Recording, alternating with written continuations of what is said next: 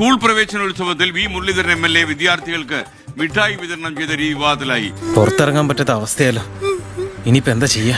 കയ്യിൽ മിഠായി നൽകാതെ മേശപ്പുറത്ത് ഇട്ടുകൊടുത്തതാണ് വിമർശനത്തിന് വഴിയായത്. ഞാൻ പറഞ്ഞല്ലോ, ഒരു അബദ്ധങ്ങളുടെ ഒരു ഘോഷയാത്ര തന്നെയാണല്ലോ നിന്റെ ജീവിതം.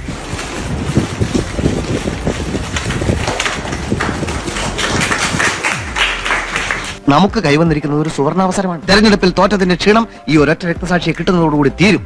ഇതൊരു തനി മാടമ്പി രീതിയിൽ വലിയ ജന്മിയുടെ മട്ടിൽ വേണമെങ്കിൽ എടുത്ത് കഴിക്കട മുട്ടായി വാരി വിതറുന്ന സീനാണ് നമ്മൾ കണ്ടത്. കാക്കിയിട്ടാൽ താൻ ഒരു ചക്രവർത്തിയാണെന്നാണ് അവന്റെ ഒരു ധാരണ. അല്ല, അത് അങ്ങനെ അല്ലല്ലോ ചെയ്യേണ്ടി. നമ്മളെ കുട്ടികൾക്ക് നമ്മളെ കയ്യിലല്ലേ കൊടുക്കണ്ടേ? എന്തൊരു ഗതികേടാണ് ഈശ്വര. അതിന് മാത്രം നമ്മൾ എന്ത് പാപ ചെയ്ത്? നമ്മളല്ല, നീയല്ലേ എല്ലാം വരുത്തി വെച്ചത്.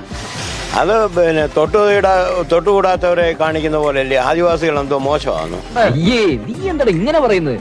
ഞാൻ മനഃപൂർവ്വം നിന്നെ വേണ്ട, വിശദീകരണമൊന്നും വേണ്ട. അതിനെ പറ്റി പറയാൻ എന്തോ അഹങ്കാരം, അല്ലാതെ കൊമ്പത്തിരിക്കുന്നവന് ഇതെല്ലാം അറിയണം. ശവത്തി കുത്തരുത്. അപ്പൊ താൻ ആരാണെന്ന് സ്വയം ഒരു ബോധം ഉണ്ടല്ലോ. നന്നായി. അങ്ങനെ കൊടുക്കേണ്ട കാര്യമല്ല.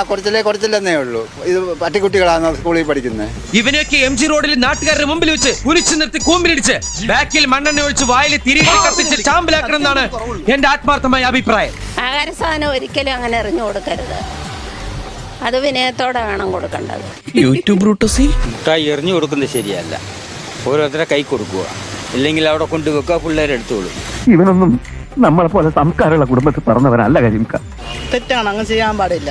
അത് കൈ തന്നെ ഞാൻ കണ്ടായിരുന്നു, അത് കയ്യിൽ കൊടുക്കാമായിരുന്നു. ഇവൻ ഞാൻ ഉദ്ദേശിച്ചതിനെക്കാളും തറയാണല്ലേ തത്തറ. കുഞ്ഞുങ്ങളല്ലയോ, അതിന്റെ കൈ കൊടുക്കേണ്ട കടമയാ. അല്ലാതെ ഇങ്ങനെ എറിഞ്ഞിട്ട് കൊടുത്താൽ ആർക്കാ പട്ടി കൊടുത്താൽ? ഈ കിട്ടുന്നതിലേക്ക് എനിക്ക് സന്തോഷമേ ഉള്ളൂ.